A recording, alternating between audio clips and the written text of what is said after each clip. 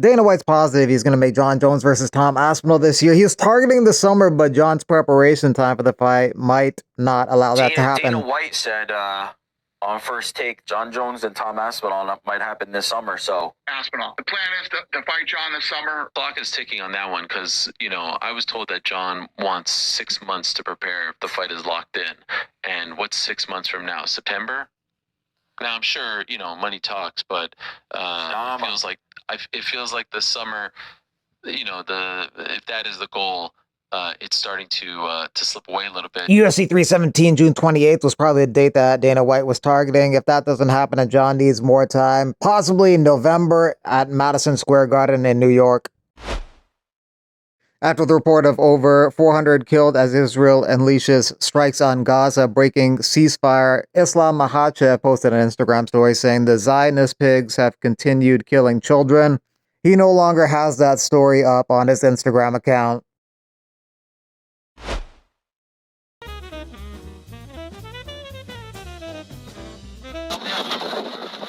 It's more than what I thought. I'm excited to come back at OT, I feel like it's a home now for me and entertain the fans. It's more than what I thought. Worried about my height, a little weird, but it's alright. They're all the same size when they're laying on their back.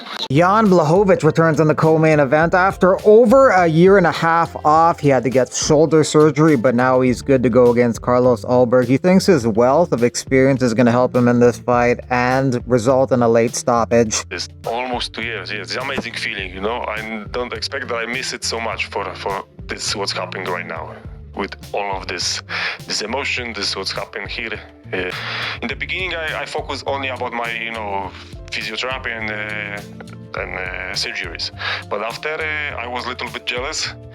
But I say, okay, I cannot waste my energy for something like this. I need to focus. I just watch what they're doing, how they fight, to study them, because maybe he gonna be my next opponent, maybe that one. So I just study them, watch the fights. I think Pereira makes the most nice job, for himself. I think that he can be a big star, but I didn't expect that he gonna be so. It's normal way, for the belt. He changed the owners every couple, years, so it's normal. And like I told you, for me it's good because I've got unfinished business with Ankalaev. But of course I've got job to do in this Saturday, and I focus about this. But I believe I'm gonna be a winner in this Saturday. So maybe after that, I believe we have to finish what we start with.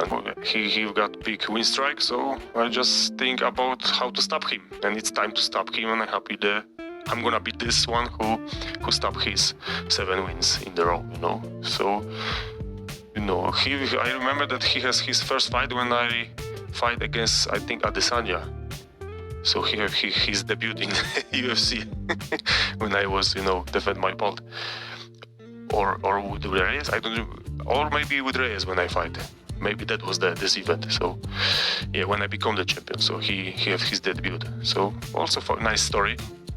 But it's time to stop him, and that's it. See this fight, end of this fight in my mind, KO in third round. Drickus Duplessis says, thanks Uncle I for taking the biggest payday of my career by beating Alex Pereira. He says the aura is gone. It's completely ruined any potential fight of you and Alex now. Unless Alex comes back in a rematch and starches him, then it makes sense. No. Yeah, aura, go on. Although that is what a lot of people thought when Alex got flatlined by Israel Adesanya, but it was right after that Alex's crazy run began at 205. So this moment was a lot worse than losing a close decision to Ankalaev. Alexander Volkanovski's plans for this year: fight and beat Diego Lopez, UFC 314, then defend the title against Movsar Evloev, then defend the title again at the end of the year against Patricio Pitbull, and then maybe retire. Well, let's see. First things first, April 12th next month, he has to win the belt against Diego. Volkanovski thinks that Topuria should get the next title shot at lightweight and gives his thoughts on that potential fight. He knows both guys well. The fact that he vacated, I think that's fair. If he wanted to hang on and do the double champ thing, I think he needed to do more work. But the fact that he's like, look, I'm going to let this one go, let that division move on. I want to commit to lightweight. I think that's big. I think that's fair. So I think he sort of deserves it. How do I think that fight's going to go? Look, yeah, I have fought both of them. Islam is going to be a hard man to beat. Like, I think for anyone, I think the only chance of him losing is someone, knocking him out, right? Like someone landing something. That's what I believe. And I've always believed that about myself. The only way I would lose is, someone catching me rather than actually beating me. The only person that I believe will give me that close fight is Islam. You know what I mean? And and I feel the same for Islam with a lot of the opposition. I think everyone has a puncher's chance. I think that's the only way I see him really losing, someone catching him. And if anyone could do it, it is Ilya. Ilya's obviously got some dangerous hands. So for people to just count him out, it's like, man, he's got power in his hands. He's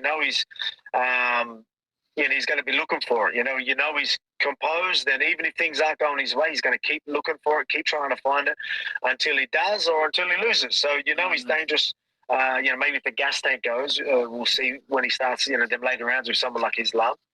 But early on, the first 3 rounds, he's going to be dangerous. You don't want to be getting caught by any of those punches. So if anyone could catch him, I think Ilya's right up there for a chance. Lonnie Kavanagh fights Felipe Dos Santos on Saturday. Kavanagh's an interesting flyweight prospect, half Chinese, half Irish, fighting out of London, England, and fighting in London, England on Saturday. It'd be like a movie. Do you know what I mean? Like, if you were to tell me 5 years ago that I'd be making my UFC debut in China from my mum's hometown, and then my second ever UFC fight is going to be in London, in my own hometown, in the O2, I'd just said fuck off kind of thing. But sorry to swear. But yeah, and it's happening. Do you know what I mean? And I truly believe it's God's plan. Nathaniel as a teammate is awesome. Do you know what I mean? I look up to him. I've always looked up to him like a role model. Like him being in the UFC before I was like even a professional. Do you know what I mean? And then like just asking him questions along the way. Even this week, I'm like, Nate, what time you get to the hotel? What do you do fight week in London? Because he's been there and he's done that before. So having that like on my doorstep is insane, and I'm very grateful for it. UFC Des Moines card on May 3rd at the Wells Fargo Arena in Iowa will include a heavyweight contest between Dontel Mays and Thomas Peterson. Mays is coming off that heel hook loss to Walter Walker, and Peterson was knocked out by Shamil Gaziev in his last fight. Cyril Gahn will be in the upcoming Netflix action film Knockout, coming June 6th. Full fight card for the Evans versus Rampage boxing bout on April 12th in Albuquerque, New Mexico. Co-main event has Diego Sanchez taking on John McDessie. Alicia Baumgardner, the undisputed women's junior lightweight champion, signed with Jake Paul's Most Valuable Promotions, potentially setting up a high-profile fight on the all-women's boxing event scheduled for July 11th. Who are you signing with? The Most Valuable. Makhachev saying, straight up, UFC Apex cards must stop. And fans are split. You've got people who totally agree with him, others who think the Apex is fine. The UFC's deal with ESPN. A lot of fans think this contract is a big reason why there are so many Apex cards. And that deal says they have to deliver a certain amount of content for ESPN's various channels and streaming platforms. Makes you think that maybe the UFC is leaning on those Apex cards to meet their obligations. So in other words, instead of all the cost and logistics of putting on events in these huge arenas all over the place, they can just use their own facility, keep things simple, and turn out content. Exactly. And that might make sense for the business side of things, but it doesn't necessarily translate to that same excitement and buzz that you get with those big live events.